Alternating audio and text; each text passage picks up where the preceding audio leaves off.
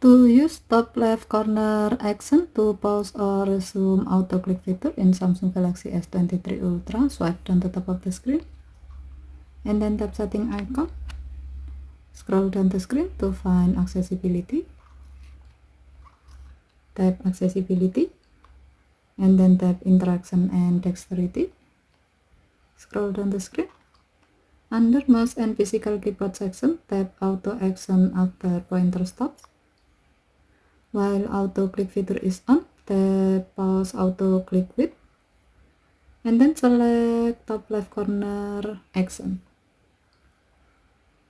To see the result, connect a USB or Bluetooth mouse with your phone.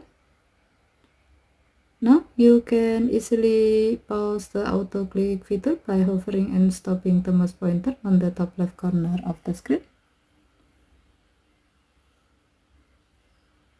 To resume the auto click feature, hover and stop the mouse pointer again on the top left corner of the screen.